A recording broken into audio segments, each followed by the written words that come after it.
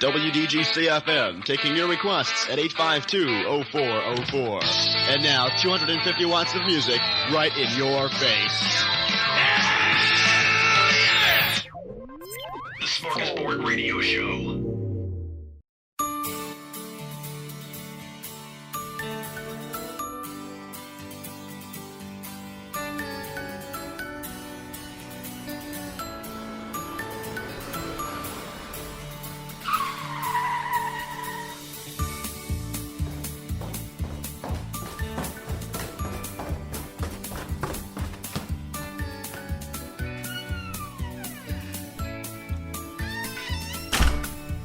Hello, fellow listeners.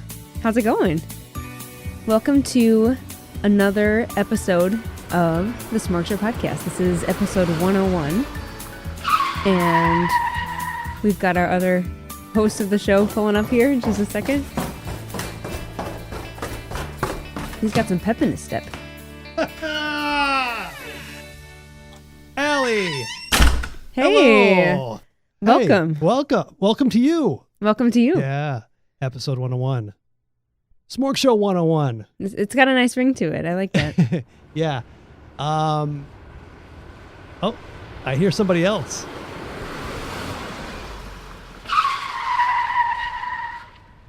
Nice skid marks. Hey. Oh, it's Piggyback. Jerry and Dave together. Oh, I'm tired. You guys look like a totem pole. Oh. What? Where am I? Hey, Well, they guys. dropped us off 2 doors down. You can't get the address right at this cab company. No. No, the SmorgShow studio doesn't have an exact address when you do the GPS. Mainly because We're off the grid. Yeah, because I got all this expensive equipment here. So if I was on GPS, people will be able to look me up and actually zero in for the kill. You know what I mean? And it's all the lead paint you have on the walls here, I think, that's affecting it. Yeah, that changes a little bit. I thought because it was a special underground bunker. Well, that could be too. All sorry. the above. Should have said that. Yeah. Welcome, Blowing guys. our cover. Welcome, guys. So the last time we were all together was, what is it? End of December, right? We did the barn show. And it's been a few months. We're already into May. Well, it was a big production, so we needed some time off. Well, we needed some time off, but we also had to bring everything back from the barn and get it all configured and hooked up and all that sort of thing. So it's been a big overhaul to get us back into the studio here. Definitely. Baba is back in India. We thought he was And he's back doing here. real well, I hear. Well, here's the deal. First of all, he doesn't like the winters here. So that was one thing. But then we didn't do the show for a while. He's like, I don't need you guys. I'm going back home. So the bad news is that he's already exhausted the 2019 travel budget for the podcast. In fact, I think he dipped into the entire budget for the podcast. So we're going to have to kind of cut back some of the... Well, he's having some immigration issues, I hear, too. To get back here? Yeah. I don't think he's trying to get back, though. He left. Especially since we just had snow like 2 weeks ago. There's no way he's coming back. He's not coming back anytime soon. In the Midwest, you have to wait until at least June for good weather. So anyway, any of your big ambitions for the show this year need to be curbed because our budget is very limited because of the Baba's travel. Well, it's good that episode 100, like that elaborate production, we wanted to do it and we did it, and it's good we got it done. Yeah. Now, I will say one more thing about Baba, and then we're going to move on because I want to talk about kind of what we've been up to the last few months. Baba's podcast is, it's kind of embarrassing to say, but he has more subscribers than the Smorg Show. Now, How can this be? how can that be for a spinoff? The spinoff is doing better than the original. But I can explain why. Apple has increased their, what do you call it? Their requirements for artwork. I think it has to be 1400 by 1400.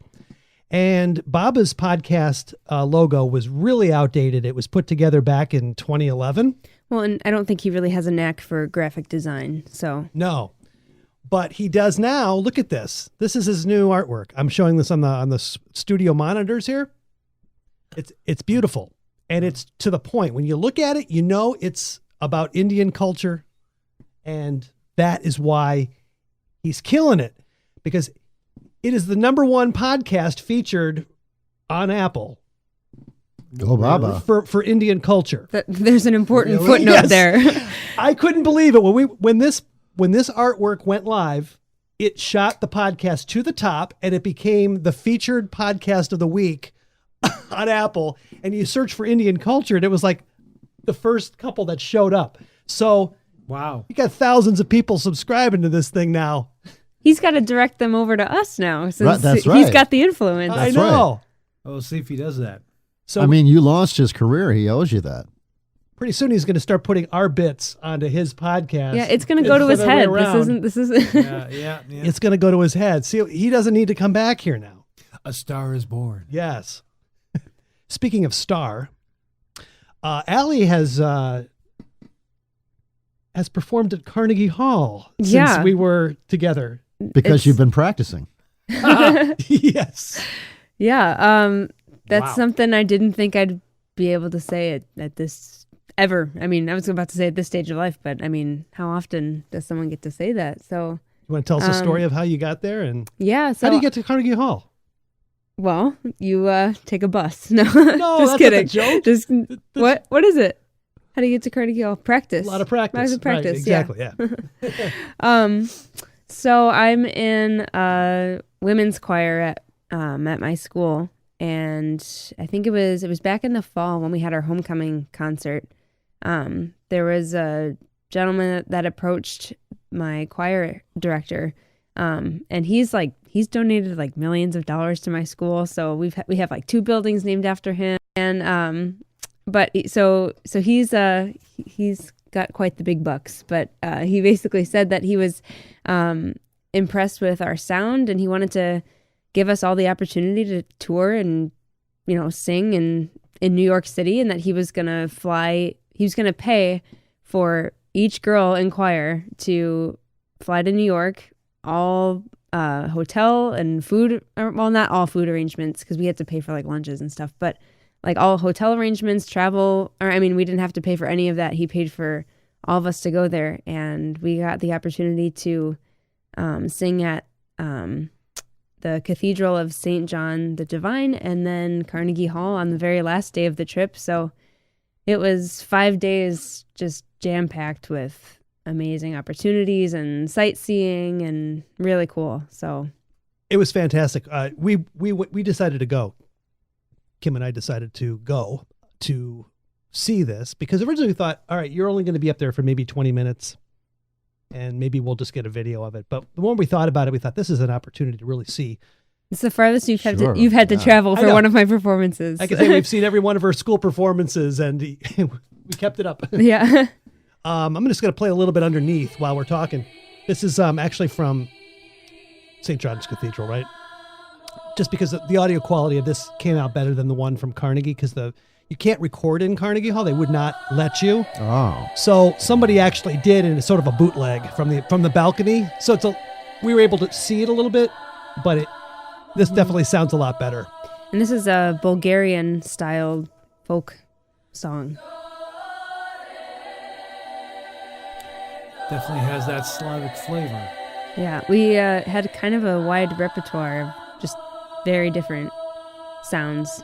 So, we've got some of this flavor, and then we've got kind of more of a darker, richer sound to other songs. So, Yeah, what's the one that I?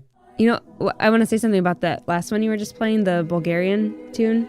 While we were there doing some sightseeing, like we had a couple of opportunities where we did like a flash mob sort of thing. So one of the days where we were walking through Central Park, we stopped and decided to just sing in the middle of by the fountain, like in that area.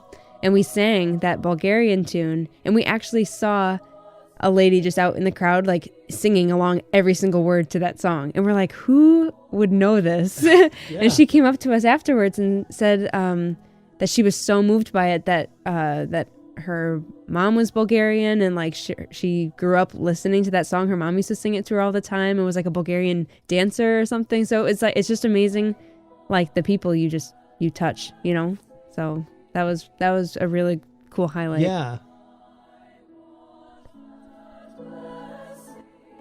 Just to listen to a little bit.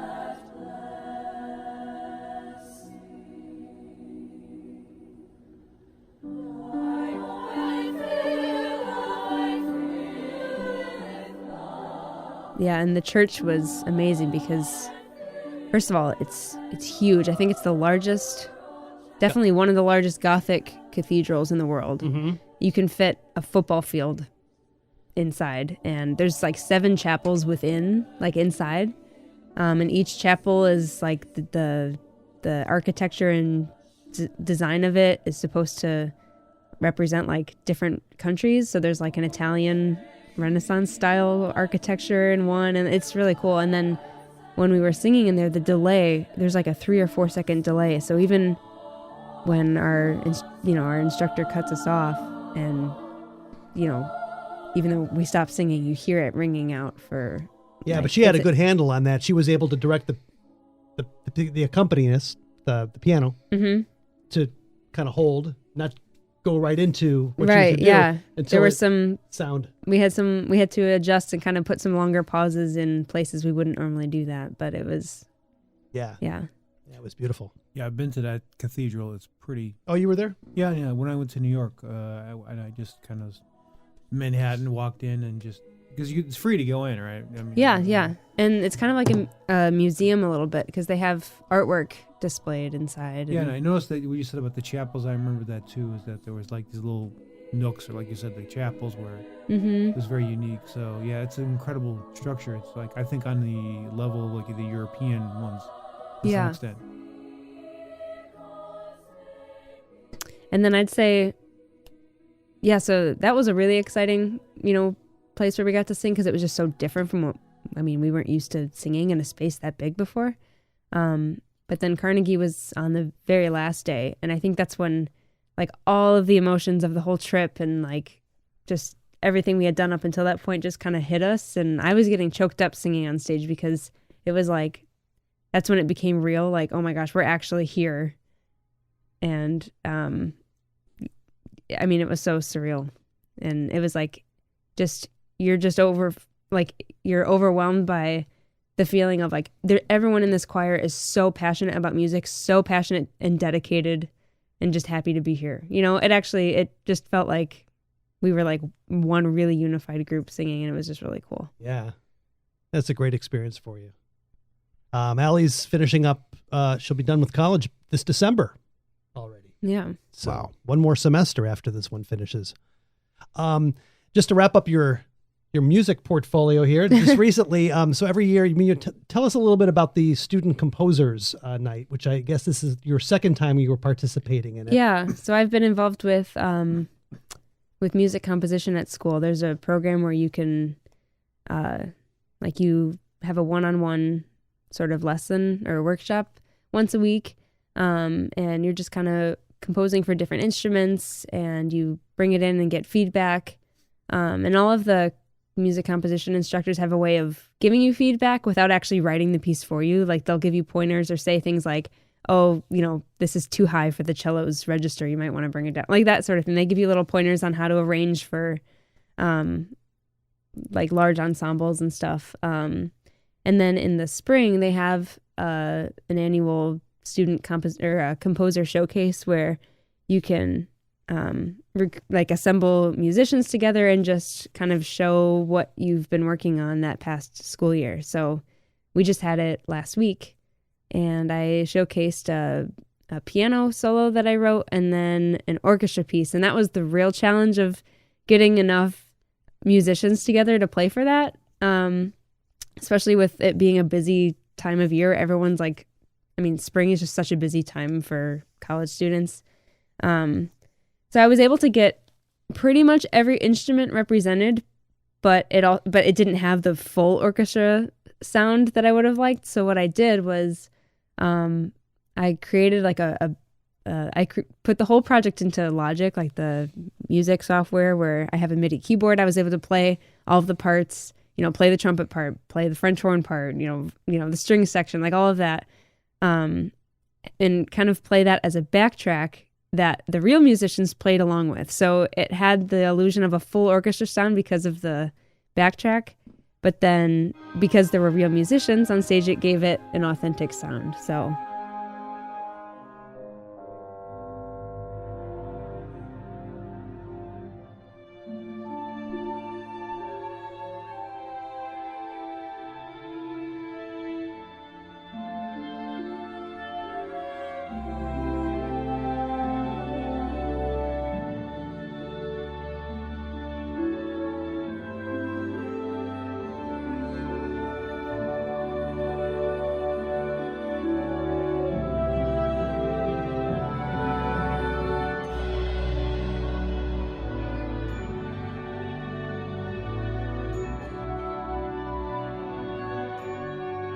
And I was hearing this played just on your keyboard for the past few months by itself.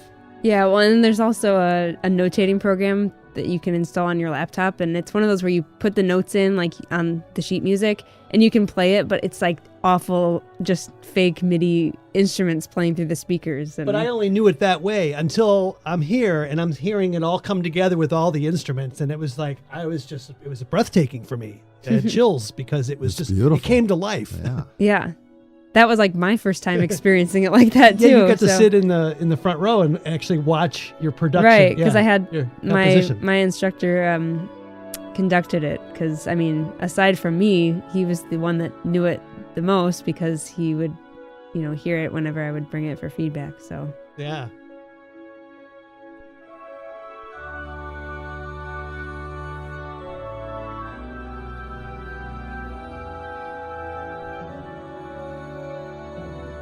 Yeah.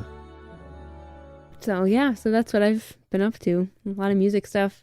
And then I'm looking to intern with a company in the city that they do music licensing, and they have composers on staff. They write music for commercials, or they'll do like Foley recording, like sound effects for commercials. So yeah, it's kind of music production licensing, and it'd be cool to intern there. And then everyone that works there has actually interned there first. So it's a pretty good chance of, if you get that internship, that you'll land a position there. So Good. I hope it works out for you. yeah, I hope so absolutely. too. Yeah.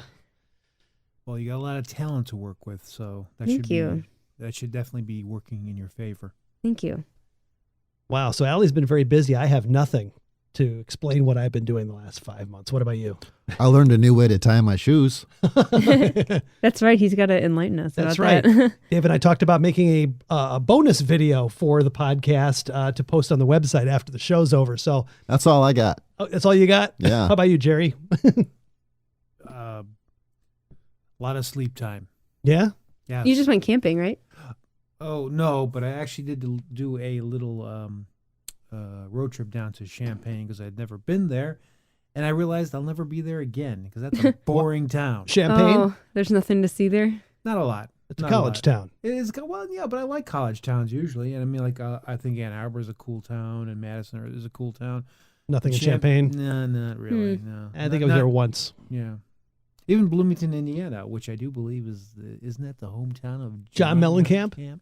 Yes, that was all good, but not Champagne. No. No. Oh well, things happen. Yeah.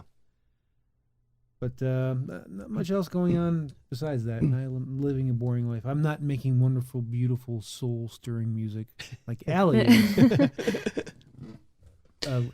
So. Well, let me tell you a little bit. We're going to be going into a pre-recorded feature here in just a minute, but I want to just inform all of you some thoughts that I've had since the last marathon show that we did for episode 100. We've been doing these shows for, 9 years now. 8 years. 8 years? No, 9 years. Yeah. I think I got that. 2010. I think I said that wrong on the 100th anniversary, 100th episode. I think I said 8 years at the time. It's really 9. We started at the beginning of 2010. And it was going on 9 years. It was going on 9 years. It was, yeah. But every now and then we come up with and certainly since probably the last 10 episodes, as they become more rare, they've been longer, because it's just a lot of catching up on. We just free form it, turn the recorder on, just do whatever we want. It's whatever natural comes out. But it goes for 2 hours. There'll be like these marathon episodes. Mm-hmm. So I've decided that for a while, see how it goes, that we're going to make these podcasts into bite-sized chunks. Doesn't that sound appetizing? Are chunks usually bite-sized? Good point. I'm thinking about after this episode is over, because we have an interview that's coming up, and we're going to talk about that in a minute. This show will probably go about an hour today. But Dave and Jerry, you're here for the weekend, and Allie's going to be heading out. So the three of us are just going to do what we normally do, but we're going to make them into very short episodes. Right. 10, 15 minutes. That's it. Bam. Crank out episode 102, 103. And then you can store them and release them whenever you want. And we can go on vacation. Yeah. And just release them every week. It's like recording a season of a TV show. You record a bunch of them, and then they're off. They're on hiatus or whatever, and they release the episodes. And I think if we do more consistent, because that's what happened. We had a pretty good following at some point when we were doing these shows consistently, because then they get published, you get subscribers, and it just feeds itself. But then when you start to trail off and you do an episode every 6 months or a year, you don't have, in fact, you have a lot of unsubscribers. So what you need is Baba to start marketing you. I think so. Yeah. He needs to manage us. I was gonna say you got to put some time in there so that you don't get overtaken by. Well, actually, you already have been overtaken by Baba. At this point, Yeah. Did you ever think that day would come? Yeah, I did not. You got to get back in the game. It's a tortoise and the hare. You know. Yeah. I'm sure he has a folktale about that. I'm sure he does. So that's what we're going to start with, episode 102. So look forward to that. But for today, we want to go back, kind of pick up where we left off. I think it was episode 99 when Dave and I did our radio show. Was it 98? 98 and 99. We sort of we talked about a reunion that we went to, but then we also played the show that we did back on our high school radio station, WDGC, where we started the Smorgasbord radio show. And Dave, maybe you could pick up from there as to what led to the interview that we're about to play now. Well, we went to the to the reunion, and we were listening to Mr. Moore, our instructor, and who was more than a teacher, and to some of us, we called him a friend as well. And as I was listening to Mr. Moore speak about the history of WDGC, he kept mentioning the name Jim Swick. He kept mentioning this person. So I was listening because I'm more interested in WDGC's history now than I was when we were in high school. Back then, I would have just said, well, okay, that's interesting, but I wouldn't have cared as much. But now I care more. So I heard about this Jim Swick person, and I said, okay, now what's his role here? Because Fred keeps mentioning him. So then I finally found him on LinkedIn. I said, are you the same Jim Swick that was involved with WDGC? And he said, yes, I am. So we just had a few conversations back and forth, over the internet, and finally booked him on your show. So you found him on LinkedIn, not the Facebook page for WDGC alumni. No, he wasn't there. Oh, surprisingly. No, he wasn't there. Okay. So I found him on LinkedIn, actually. Wow. Right. So then I learned that he was an integral part in getting the radio station on the air, because there are always some engineering type people involved in a radio program, and then there were more production and or on-air people, which we leaned more toward that. But then there's always a group of people who want to fix things and keep the station running, and without them, you're not on the air. That's right. You pull a wire, you don't know how to fix it, and someone does. And there are people that love to do that, and Jim is one of these people. So he's a person that always wanted to take things apart and see how they worked and then put them back together. And I think you and I were saying that we would take things apart but never knew how to put them back together. That's right. So Jim was an engineering person, and he had some conversations with Fred, and he said, we should really go on the air with this. We could do it, And so they started with a very low power broadcast only within the building. It was almost like a closed circuit kind of a thing. And then later on, it was a 10-watt non-commercial FM radio station. And then years later, got bumped up to 250 watts. So Jim tells his story. Stay tuned. You're listening to the SmorgShow Podcast. Okay, let's go to those phone lines now. We have a very special guest here, Mr. Jim Swick. How you doing, Jim? I'm doing great today. How about you guys? Great. Thank you so much for spending some time with us this Saturday afternoon. Dave set this up pretty well before we called you. So we've got the backstory as far as who you are.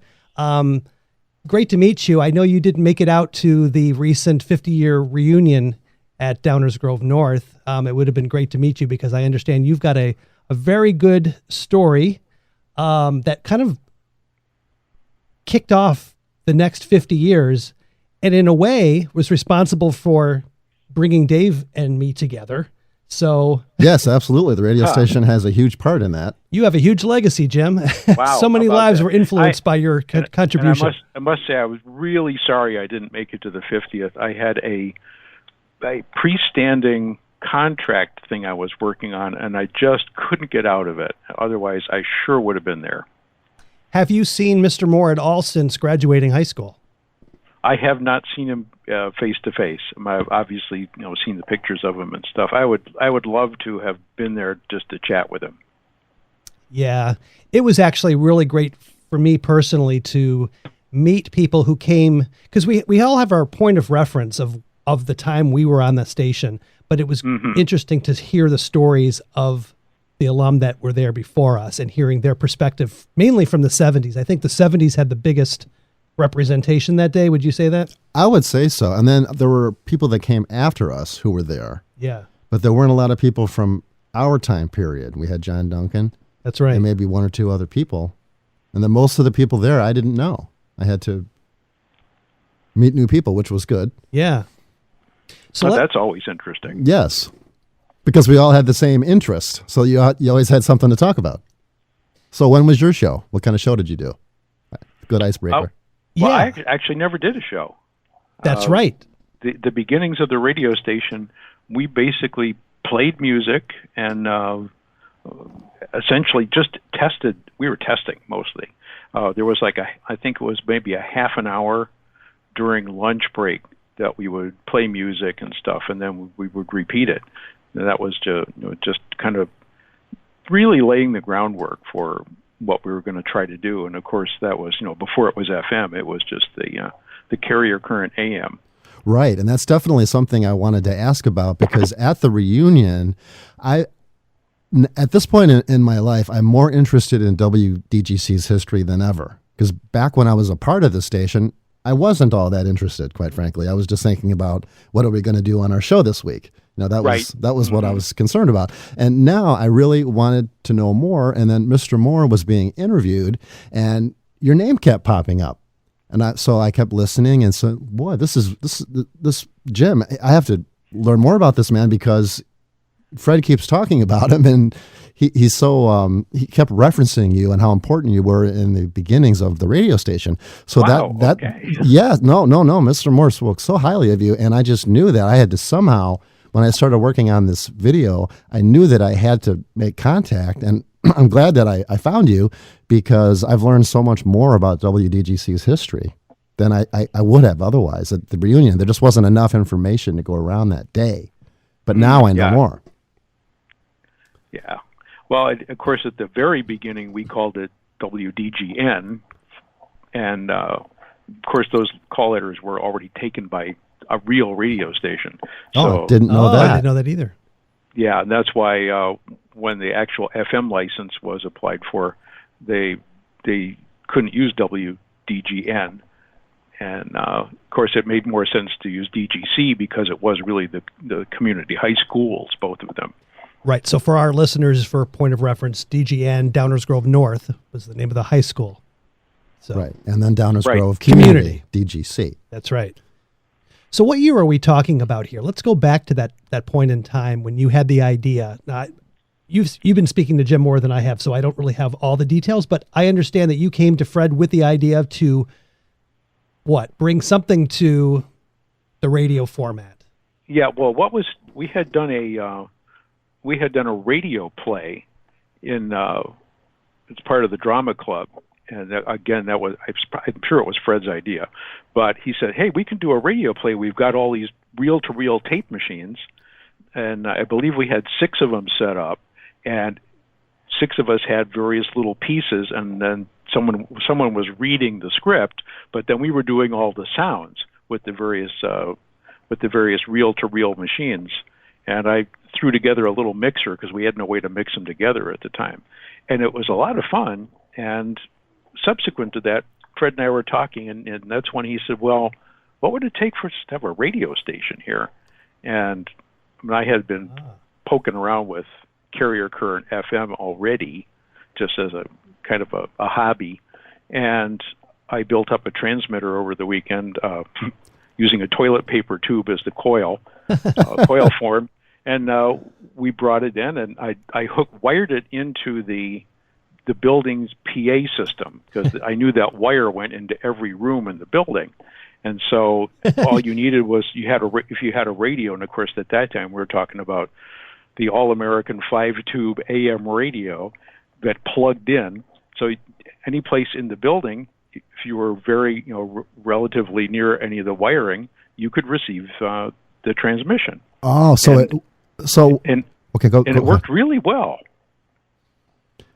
But is it the signal was traveling through a wire, but then was it actually being broadcast a certain number of feet from the wire? Well, yes. Is that how it works? There were FCC regulations at the time for how much power and how much field strength, and of course I had no way to measure field strength. I was just going by seat of the pants engineering, which has kind of been my whole career. And so we made the signal strong enough that we could receive it, any place where you were inside the building, because of the PA system was essentially acting as the antenna. And then I decided, I wonder how far away from the building we can receive this. So I got in my dad's car, and I drove around the building, and I was very happy to not be able to hear the signal very much at all as I was driving around on the street, until I went across Forest Avenue. And at that time, the telephone lines for the school went down Forest Avenue to the exchange, the AT&T exchange, which was downtown. And boy, the signal was gangbusters right under there. I realized later that, the PA system wiring and the telephone line wiring was laying side by side all over the building. So our signal was coupled into the telephone line. Wow. And I was able to hear it all the way down to the AT&T office. Oh, boy. But, I didn't actually do anything about it. We figured, who's going to say anything? We're not transmitting very often. So what was the strength of the signal? Was this the 1 watt? We didn't really know how much power we were transmitting. I made an engineering guess based on how much power was going into the oscillator itself, but it's probably around 1 watt, something like that. Okay. Did you need any kind of license to get to this point? No, fortunately at that time, the carrier current unlicensed transmissions were okay as long as you stayed below a certain field strength. I see. And as I said, I didn't have any way to measure field strength other than just by kind of a guess. I just kept hearing over the years that the first transmitter was in a shoebox. Is that literally the case? Well, yeah, actually, the test one, if I remember right, it probably was in a shoebox just to carry it around. It was, if I remember correctly, it was a couple of tube sockets screwed down onto a piece of plywood, and the rest of the coil and wiring and stuff. And I probably dropped it in a shoebox. And then I actually built a real one that was in a metal case. It was maybe about 1 foot wide, maybe 6-7 inches tall, and about 1 foot deep. In fact, I did see it in one of the pictures that. Right, I think we have a photo of that one. Yeah, and I would really love to have a better photo of it. In fact, I guess Mr. Moore, when he set up the things for the reunion, he actually had a schematic of the thing. I'd forgotten I'd even drawn a schematic of it, but. I think I saw that. I can kind of see it on the picture, but I would really love to be able to just make a copy of that.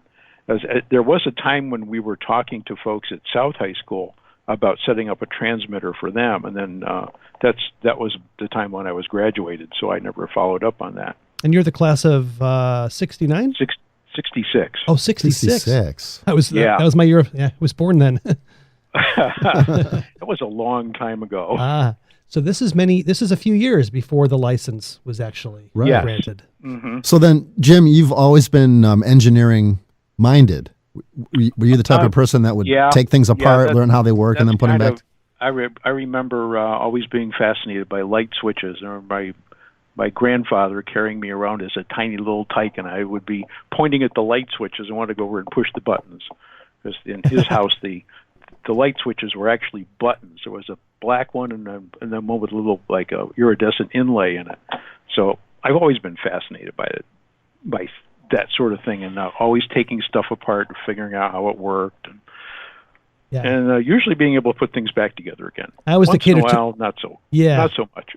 I was the kid who liked to take things apart, and that was about it. Yeah. I could never get them back together. And I was the kid that said, "How do you turn this on?" That was really about it. Okay, yeah. Where do you plug it in? That's right. So it sounds to me like if you weren't there, Jim, I'm not trying to embarrass you, but I mean, if you weren't there, I don't really know how DGC would have gotten started, because were there any other students who were engineering minded that would have had an interest in taking on this type of a project? I suspect so. I mean, there were a couple of us that were, hanging around early on when we were just doing the carrier current thing. And I do remember talking to Mr. Moore about FM. At that time, FM was still fairly esoteric. I mean, it was, you'd have the overnight jazz shows, but when the main transmissions, main radio was all still AM then, WLS, WCFL. That was the big powerhouse of the day. And so FM was kind of and also ran. And I knew that there were low power FM stations, and so that's when I had mentioned to Mr. Moore that we probably could get a license for a low power station, and of course he took it and made it happen. Right. Apparently, Mr. Moore tried a couple of times to fill out the applications, and he was rejected twice. He needed some help with the application, some of the technical aspects, and then he mentioned that he found a lawyer. There was a lawyer, a Downers Grove lawyer, and then a LaGrange lawyer. And then between all of them, he got the application accepted, finally. Yep. Well, that would be Mr. Moore. If he couldn't do it himself, he'd figure out how to get people to help him do it. Right. And then there was some sort of issue with WLTL and LaGrange as well, that they needed to agree to change their frequency in order for WDGC to go on the air. And I don't have enough details about that, and you were gone by then. Yeah, so that's something. But that, technically, yes, that does make sense, because the bottom end of the FM band at that time was designated for non-commercial, essentially, like high school radio stations and that sort of thing. Sure. Public radio, and so almost all those transmissions were low power, so of course limited range, but you also would have an interference problem if you had transmitters too close to each other on the same frequency, or even closely adjacent frequencies. Well, that makes a lot of sense. Yeah, makes sense. And so one of the things that we discovered, well, actually, while I was working on the reunion video and I was looking at the FCC documents, which thankfully they freely post on fcc.gov, and I was looking at WDGC's records, and we were at the reunion for the 50-year reunion, and I'm looking at the dates, and something just wasn't adding up, because it was the 50th reunion last year, and everybody had the shirts that said 50 years of broadcasting. Chris is wearing his right now. And then when I looked at the dates, I saw that the WDGC call letters were not issued until 1969. Wow. So I had to look into this, because there's a year difference here. So what's going on? So I finally confirmed with Mr. Moore that 1968 was the year that WDGC was granted a construction permit. Aha, okay. But we didn't start broadcasting until 1969. A year later, the call letters were assigned in March. And then somebody told me that the actual broadcasting didn't begin until around Christmas time, 1969. So actually, this is the 50th anniversary. And we're here to set it straight. And we're setting the record straight, and we've got you on for the 50th anniversry. That's great. Well, I didn't miss it then. Wonderful. You didn't miss it. This is the reunion. Good investigative reporting there, Dave. Indeed. Thank you. But I did want to confirm that with Mr. Moore, and he said, yes, that was right. They started counting because it was such a long process. Yeah. They decided to just start counting from the construction permit. Okay. Understandable. Yeah. Yes. Well, it was clear watching back on the video that you put together that everybody just has such fond memories of their time at the station. They were formative years for many people, and it really traces back to the work that the seed that you planted, Jim. Yeah, well, yeah, and I got the bug too when I got to college. I was just sitting in a big lecture class one day, drawing circuits because I wasn't very interested in the subject matter. Thanks to Downers Grove North. I mean, my first year in college, I had already had all of this stuff in high school. We really did get a great education at North. Mm.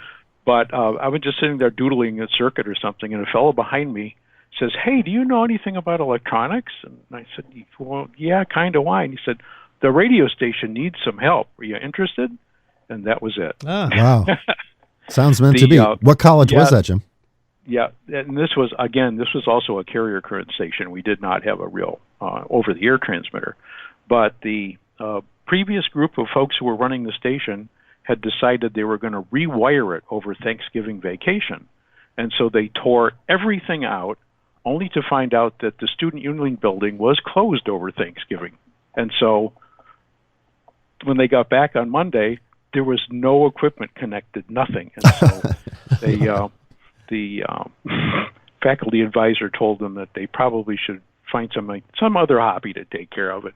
And they were looking for new people to put everything back together. And so that's how I got started in the college radio station. And I had a show on that station, and that was a lot of fun. It really was. And what station was that, Jim? Well, we called it WIIT. Oh, okay. So, yeah. We did, the call letters just reflected the station since it wasn't really a licensed station. You just came up with your own call letters, we had a transmitter in one building, and we ran coax around to the various buildings and connected it into the power line, and we actually did have some people listening to it, surprisingly. Did that stand for Illinois Institute of Technology? Was it IIT? Right. Yeah. Oh, okay. Okay. Makes sense. Well, it's kind of like the dorm radio that you and I were on at NIU. Right. Their radio station there was just piped to the dorms. You had to have the coaxial cable to listen to it. And after leaving DGC, I thought, I'm going to go into radio as a career. And I went to NIU, and Fred's son, Kirk, was the general manager there. And I thought, I've got a shoe in. I'm going to get a great show. He knows me. I got put on Sunday mornings, 6 a.m., in a college town that only the dorms could get. There was absolutely nobody out there, I could guarantee you, on a Sunday morning listening to our show. Yeah, but it was good experience. You should have appreciated it. Yeah. Mm-hmm. So that was my taste of the real world, being put on a... Yeah. Yeah, so I just disconnected the coax from the TV and plugged it into the stereo. Yeah. And that's how I could listen to the station. Yeah. That's really cool. Yeah, I had, and so when I was, again, at the radio station at IIT, one of my colleagues there had a summer job at WGN, and just in the course of conversation one day, he said, "Hey, I found out that WTTW is looking for engineering help," and by this time I had kind of migrated away from my college experience. I got into my third year of physics, and I just wasn't, it wasn't doing it for me. And I had a summer job, and I was making some money, and pretty soon I was just working. And so I found out that TTW was looking for people, and I went up there to visit them, and they hired me. Ah. And you were there a long time. I actually was there. I was there twice. I liked it so much. I had were there for a few years, and that was when we did the stereo TV system. That yeah, I definitely want to ask you about that. Okay, and then one of my buddies from TTW had friends out in California, and he went out to visit them and stopped in at NBC in Burbank, and they offered him a job. And he called back, and another one of the engineers went out to Burbank. So we had lost like a third of our videotape maintenance department. And so I promised the engineering director at the time that as long as he was there, I wouldn't bail on him and go to California. sure enough, he retired the next year. I got a call from NBC, so I ended up in California for 6 years. Oh, okay. But I did come back, and I really enjoyed working at TTW. It was a great place. So you made a career out of broadcasting then? I did. I've been in television my entire life. Not all broadcasting, but definitely television. Oh, wow, that's amazing. That's great. Jim, can you tell us a little more about the stereo simulcasting? Because wasn't this the project that you were awarded with an Emmy for your work on this subject? Correct. That's correct. This was in the early 70s. NBC had a music program they did every week called the Midnight Special, and ABC started doing what they called In Concert, and it was a pretty good show. Their problem was they would simulcast with the local ABC owned and operated or affiliated FM station, which here in Chicago is WLS-FM.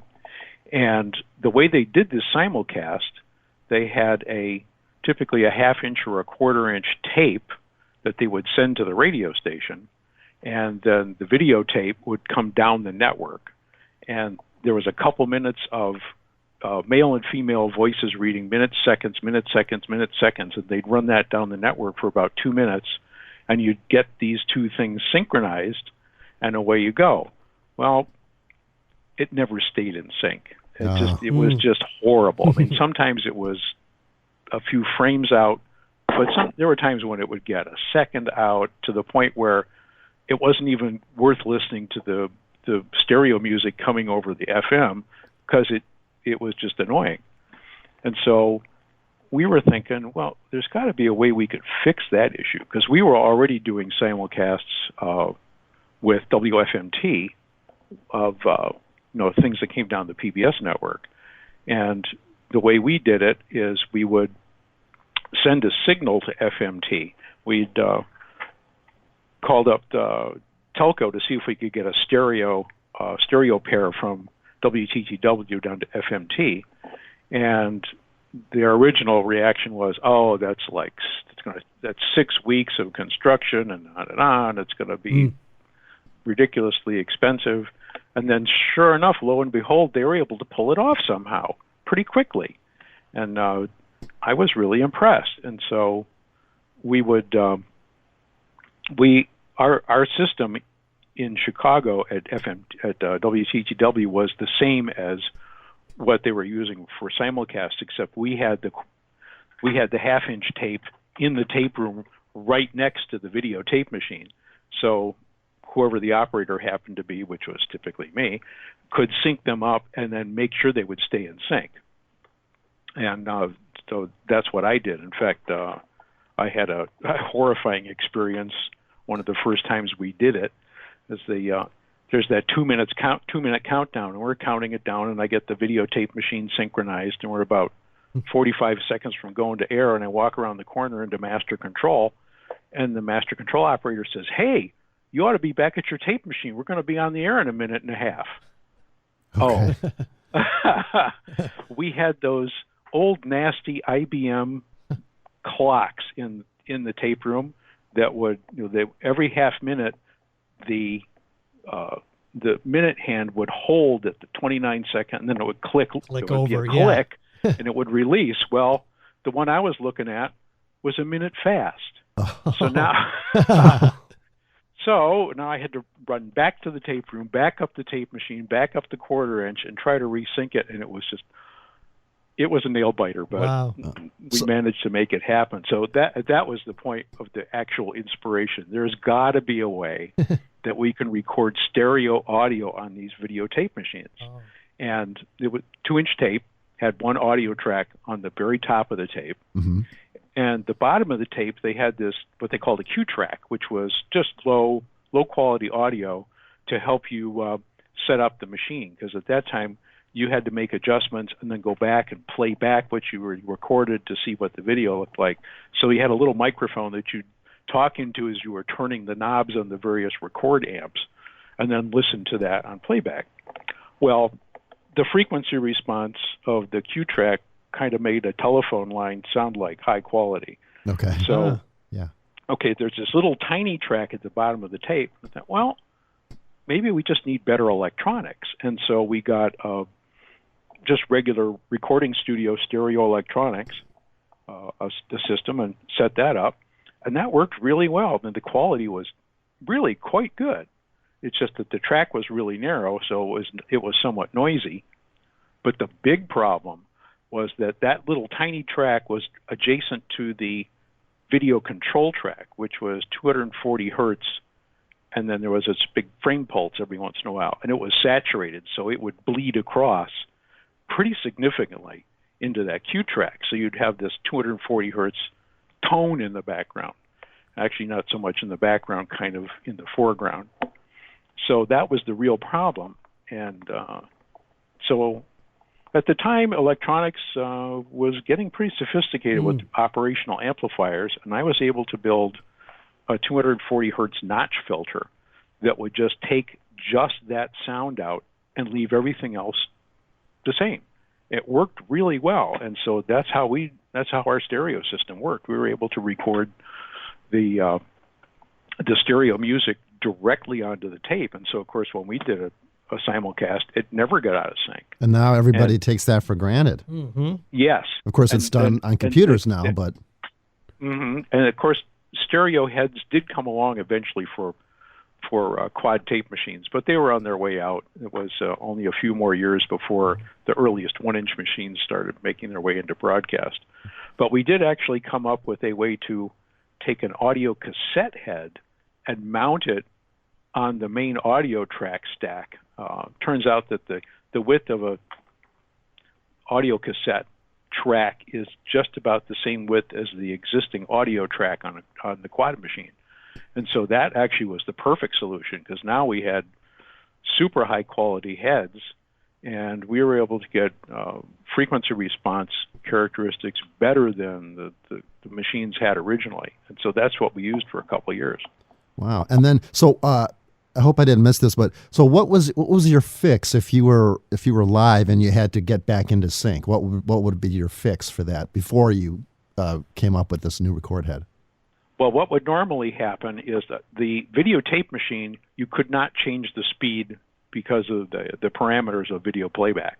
It had to remain locked, and so the only option was to fiddle around with the speed on the audio tape.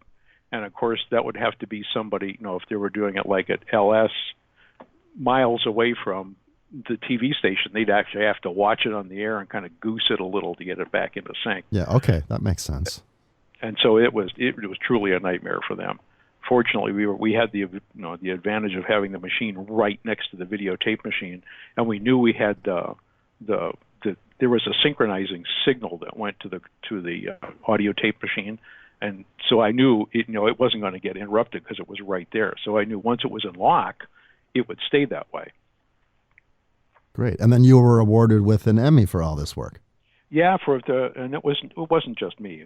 There were a few of us that were working on this project, but just the ability to be able to record stereo audio on the videotape was what we were honored for doing. Wow, and interesting. I'm very proud of that. That's huge. It was a lot of fun doing it too. Well, I think that's all we had on this end.